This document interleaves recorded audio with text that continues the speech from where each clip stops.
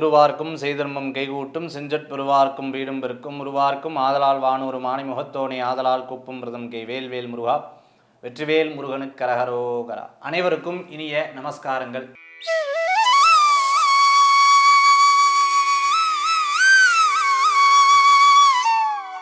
இரண்டாயிரத்தி 25 நம்ம நிறைய பேர் கேட்குறது, சிம்ம ராசிக்கு இந்த அஷ்டம சனி வரப்போகுது, சிம்ம ராசிக்கு பெரும் பாதிப்பு இருக்குமே, இந்த சிம்மராசிக்கு இந்த இந்த அஷ்டம சனியினால் தவிர்த்துக்கிறது ஏதாவது வழி இருக்கா அப்படின்னு நிறைய பேர் கேட்குறது உண்டு.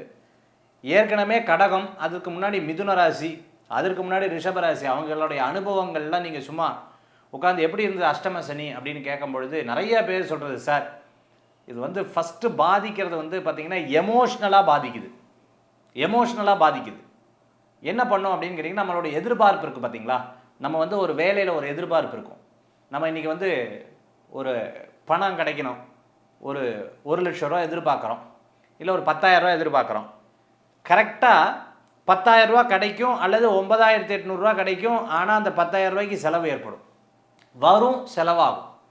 இந்த மாதிரி சில விஷயங்கள் ஏற்படுறதை நம்மளால் பார்க்க முடியுது. இன்னொன்று, யாராவது ரெஸ்பெக்ட் கொடுக்கலையோ அப்படிங்கிற எண்ணங்கள் மனசில் தோணும். நம்மளை விட மிகப்பெரிய நபர்களே கண்ணுக்கு முன்னாடி காமிப்பாங்க.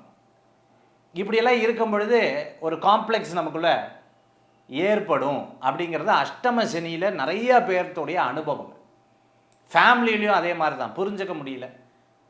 அவங்க ஒன்று சொல்கிறாங்க, நான் ஒன்று சொல்கிறேன், டிஃப்ரென்ஸ் ஆஃப் ஒப்பீனியன் நிறையா வருது. இதெல்லாம் அஷ்டம சனியில் ஏற்பட்டது சார். பா பா பா பா பா பா இந்த எக்ஸ்ப்ரெஷன் தான் நிறையா பேர்ட்டு இருக்கும். சும்மா கிடையாது சார், பாட்டாத பாழ்படு, தெரியாமல் இதில் போய் மாட்டிக்கிட்டேன், தெரியாமல் இதில் போய் இந்த பிரச்சனையில் இருந்துட்டேன். இதெல்லாம் அஷ்டம சனியில். இன்னொரு ப்ளஸ் வேலிட் பாயிண்ட்ஸாக நம்ம சொல்லலாம். அஷ்டம சனி அப்போ தான் சார் நான் வீடு வாங்கினேன், அஷ்டம சனியில் தான் நான் வீடு கட்டினேன். ஃபஸ்ட்டு லோன் கிடைக்கல, திருப்பி லோனு அலைஞ்சதுக்கப்புறம் ஏதோ ஒரு வகையில் லோனை வாங்கிட்டேன். எக்ஸ்ட்ரா வட்டி கட்டுற வேண்டியதாக போச்சு. நான் லோன் கிடச்சிருச்சு அதுக்கப்புறம். ஆனால் என்ன, இந்த பேங்க்கில் போயிருந்தால் எனக்கு கம்மியாக இருக்குது, இதில் போய் என்ன ஃபைனான்ஸில் போனேன் ஜாஸ்தியாக வந்துடுச்சு. பட் ஆனால் கிரகப்பிரவேசம் பண்ணும்போது நிம்மதியாக இருந்தேன் சார். எல்லோரும் மூக்கில் விரல் வைக்கிற மாதிரி சந்தோஷப்பட்டேன். கல்யாணம் பண்ணேன், ஜாம்னு கல்யாணம் பண்ணேன். 4 பேர் பார்க்குற மாதிரி ஜாம்னு கல்யாணம் பண்ணோம் சார். தங்கைக்கு கல்யாணம் பண்ணேன், படிப்புக்காக செலவு பண்ணேன். இந்த மாதிரி ஒரு வேலிட் பாயிண்ட்ஸும் நம்ம அஷ்டம சனியில் நடக்கிறது. சரி, இந்த மாதிரிலாம் இருக்கும் பொழுது நமக்கு என்ன ஆகுது அப்படின்னு கேட்டிங்கன்னா, அது வெயிட் நிறையா ஆகும். ஒரே ஆள் எல்லா விஷயத்தையும் பண்ணோம்ல. அப்படி இருக்கும் பொழுது நீங்கள் சொன்னால் நம்ப மாட்டீங்க, இந்த காலகட்டத்தில் கல்யாணம் வேறு, என்னால் தொழிலையும் கவனிக்க முடியல. ஆனால் எனக்கு அப்போ தான் ஆப்பர்ச்சுனிட்டிஸ் நிறையா வந்தது. ஸோ இந்த பேசும்படி சில விஷயங்களை சனி பகவான் நமக்கு கொடுப்பார் அப்படிங்கிறது நமக்கு தெரிய வருது. அப்போது திருமண காரியம், வீடு கட்டுறது, இடம் வாங்கிறது, சேலஞ்சிங்காக ஒரு விஷயத்தை பண்ணுறது பூரா இந்த அஷ்டம சனியிலையும் நடக்கிறது நம்மளால் பார்க்க முடியுது. அதே சமயத்தில் அது தரக்கூடிய அனுபவம் அப்போதைக்கு நம்ம மனசளவில் பெருசாக பாதிக்கப்படுத்துறது. அதுக்கப்புறம் நம்ம அதை நினச்சி பார்க்கும்பொழுது ஒரு ஸ்வீட் மெமரிஸாக போகிறது. இதுதான் நம்ம அஷ்டம சனியில் நம்ம பார்க்கக்கூடியதுங்க. இதுதான் அஷ்டம சனியில் நம்ம பார்க்கக்கூடியது.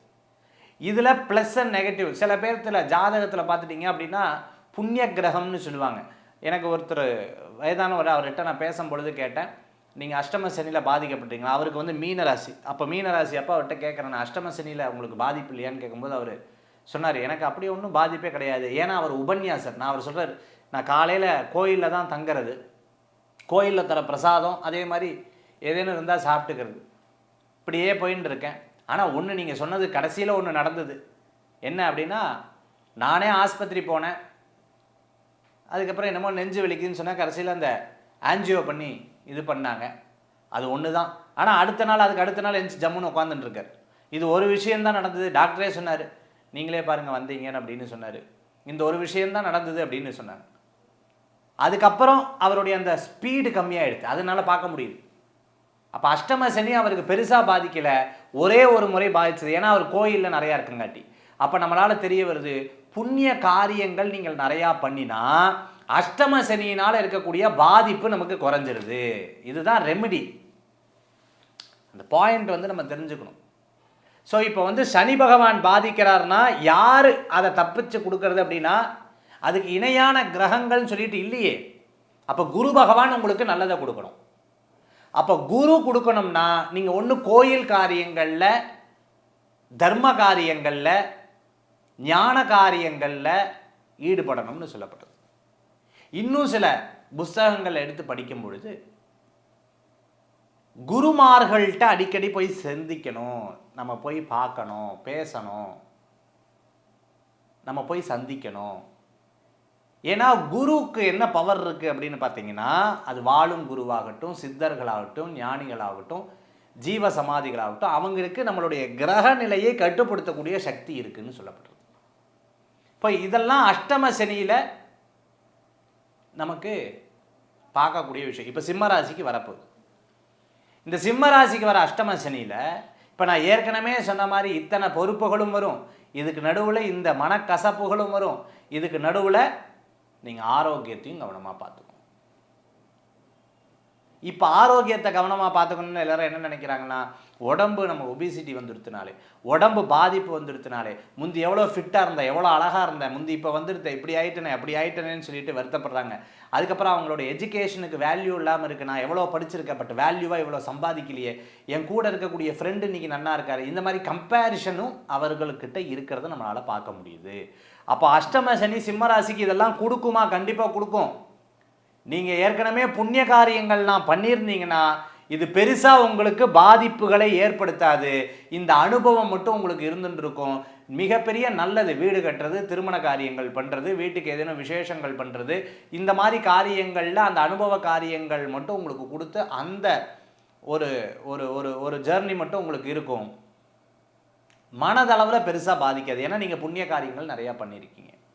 ஒருவேளை இல்லை சார், அஷ்டம சனி வரத்துக்கு முன்னாடியே எனக்கு டிஃப்ரென்ஸ் தெரியுது, ஐ ஃபீல் இட், எனக்கு வந்து கொஞ்சம் சிரமங்கள்லாம் கொஞ்சம் ஜாஸ்தியாக இருக்கிற மாதிரி தான் தெரியுது அப்படின்னு நீங்கள் விருப்பப்பட்டீங்கன்னா, நீங்கள் தெரிஞ்சிங்கன்னா நீங்கள் ஃபஸ்ட்டு புண்ணிய காரியங்கள் பண்ணுங்கள். எப்பவுமே முடிஞ்ச அளவுக்கு சனிக்கிழமை தான தர்மங்களை பண்ணுங்கள். ஒரே ஒரு முறை திருநள்ளாறு பண்ணுங்கள். சனிக்கிழமை சனீஸ்வரருக்கு போய் அர்ச்சனை பண்ணிட்டு வாங்க. அஷ்டம சனியினால் இருக்கக்கூடிய பாதிப்புகள் குறையும்.